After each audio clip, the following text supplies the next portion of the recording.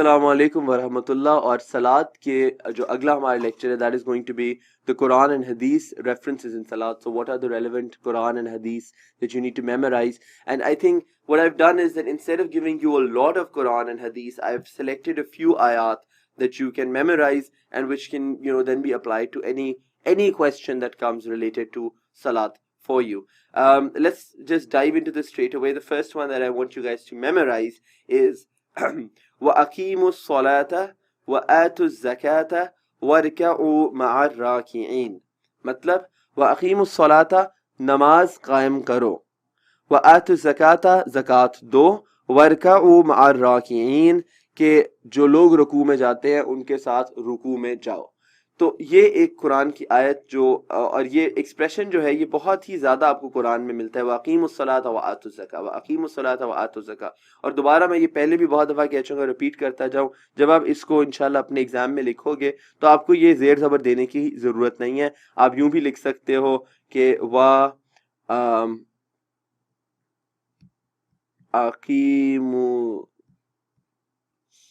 الصَّلَاةَ وَآتُوا الزَّكَاةَ. وَأَقِيمُوا الصَّلَاةَ وَآتُوا الزَّكَاةَ. آپ دیکھ رہے ہو میری گندی ہینڈ رائٹنگ ہے پر اس میں بھی آپ نے اس کو لکھ دیا ہے. کچھ چیزیں جو آپ نے ریممبر رکھنی ہے جس بھی نمبر جس پہ کٹ جاتے ہیں.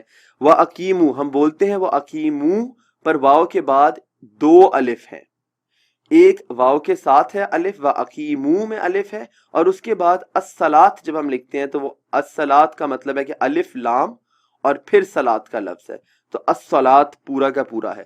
وَأَقِيمُوا میں الف آپ نے نہیں بھولنا، صلاۃ. آتو میں بھی پھر الف آتا ہے واو کے بعد، یہ سائلنٹ الف ہے اس لیے لوگ اس کو اکثر مس کر جاتے ہیں. آپ نے یہ غلطی نہیں کرنی. جب بھی آپ قرآن کی آیات لکھ رہے ہیں عام طور پہ واو کے بعد الف ہوتا ہے، تو میک شور کہ آپ کو پتہ ہو کون سی واو کے بعد الف ہے اور کون سی واو کے بعد الف نہیں ہے. وَأَقِيمُوا الصَّلَاةَ میں واو کے بعد الف ہے، وَأَقِيمُوا وَالصَّلَاةَ وَآتُوا وَالزَّكَاةَ. یہ آپ نے یاد رکھنا ہے. اس کا اگر ٹرانسلیشن آفیشلی آپ کو بتا دوں تو and establish prayer, give zakat and bow with those who bow. سورہ بقرہ کی یہ آیت ہے، آیت نمبر 43. So سورہ بقرہ is the second surah of the Quran and آیت نمبر 43 is وَأَقِيمُوا الصَّلَاةَ وَآتُوا الزَّكَاةَ وَارْكَعُوا مَعَ الرَّاكِعِينَ. اس کے علاوہ سیکنڈ بھی جو آیت میں آپ کو بتانا چاہتا ہوں اس کی بھی ٹرانسلیشن آپ کو ساتھ ہی بتاتا ہوں، یہ بھی سورہ بقرہ کی ہی ہے اور یہ اس کے بالکل ساتھ کی آیت ہے. آیت number 43 is establish prayer and give zakat and bow down with those who bow. اور بالکل اس سے دو آیتیں بعد سورہ بقرہ کی آیت نمبر 45 ہے وَاسْتَعِينُوا بِالصَّبْرِ وَالصَّلَاةِ and seek help through patience and prayer. وَاسْتَعِينُوا اس میں بھی واو کے بعد آپ دیکھیں الف آیا ہوا ہے. وَاسْتَعِينُوا کہ آپ مدد طلب کریں اللہ کی، seek help from Allah، بالصبر with patience، وَالصَّلَاةِ and prayer کہ prayer is something، نماز is something that helps you seek Allah's blessings، that helps you seek Allah's help. تو اللہ کی مدد جب آپ کو چاہیے ہو، جب بھی آپ پریشان ہو آپ کو اللہ کی مدد چاہیے ہو، کوئی بھی آپ کو مشکل ہو تو آپ کو کیا کرنا چاہیے؟ آپ کو صبر کرنا چاہیے اور آپ کو نماز پڑھنی چاہیے. یہ دو آیات ہیں، دونوں سورہ بقرہ کی ہیں، ایک آیت نمبر 43 ایک آیت نمبر 45. ان کو آپ کوشش کریں کہ نماز کے لیے یاد کر لیں. اس کے بعد دو اور آیات ہیں. پہلی ہے فویل للمصلین، یہ آپ لوگوں نے سنی بھی ہوگی، سورہ الماعون کی آیت ہے اور یہ بڑی انٹرسٹنگ آیت اس طرح سے ہے. یہ دونوں بھی ایک ہی سورت کی ہیں، یہ دونوں سورہ ماعون کی آیتیں ہیں. ارائیت الذی یکذب بالدین فذلک الذی یدعو الیتیم ولا یحض علی طعام المسکین فویل للمصلین. اچھا یہ آیت اس لیے امپورٹنٹ ہے کیونکہ اس میں اللہ نماز پڑھنے والوں کو برا کہہ رہا ہے. کس طرح؟ ویل کا مطلب ہوتا ہے پریشانی کی علامت کرنا، ہائے، جیسے ہم اردو میں کہتے ہیں ہائے. تو یہاں پہ اللہ کہہ رہا ہے فویل للمصلین کے مصلین جو نماز پڑھنے والے ہیں ان پر ہائے. ووٹ اس کو ہم انگلش میں ٹرانسلیٹ کرتے ہیں وہ ٹو دا بلیورز. اس کی ٹرانسلیشن میں لکھ دیتا ہوں، وہ ٹو دا بلیورز، نماز پڑھنے والوں پر اللہ ہائے کر رہا ہے. کیوں؟ اگلی آیت میں اللہ سمجھاتا ہے کیوں.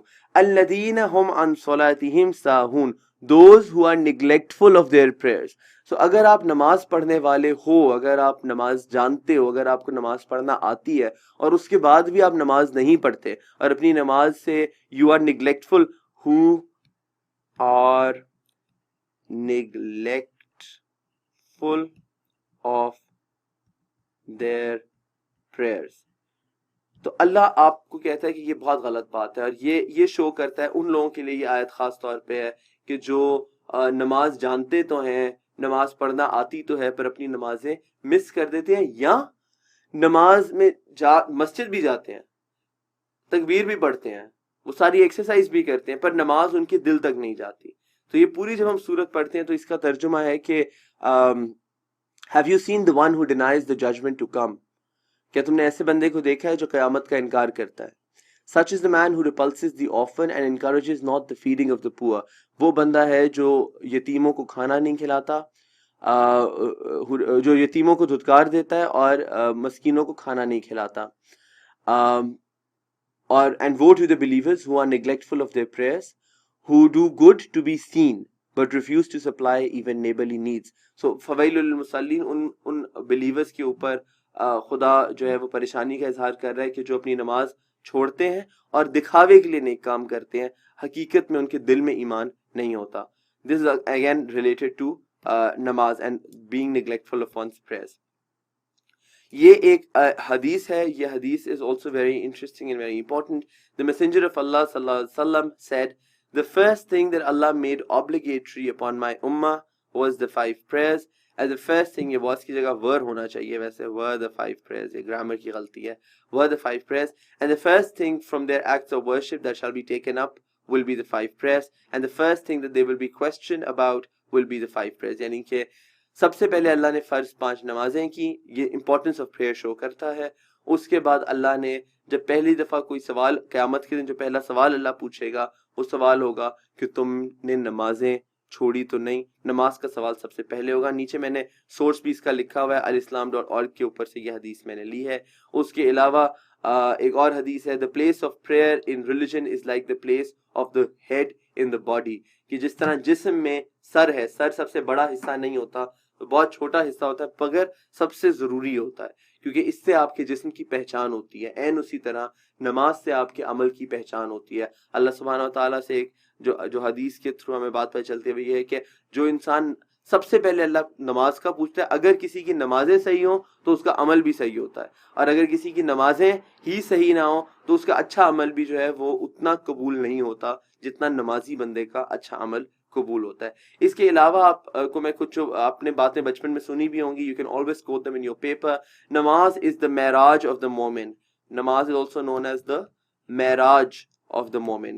اس کے علاوہ نماز is known as the علم الاسلام. It is the flag of Islam. It is the flag of the believer. اس کے بعد نماز is the key to paradise. It is the key to paradise. نماز is the key to paradise. اس کے علاوہ نماز is a pillar of faith. دین کا ستون ہے، pillar of faith. تو یہ ساری نماز کے بارے میں مختلف باتیں. اور اس کے بعد ایک بہت ضروری، it is the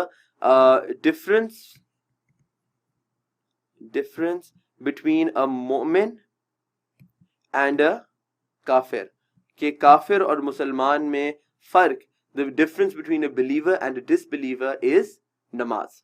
تو یہ مختلف نماز کے بارے میں احادیث اور قرآنک ورسز ہیں جو آپ یاد کر لیں، بہت چھوٹے سے ہیں. and I hope these will help you write better and more relevant answers. See you in the next class.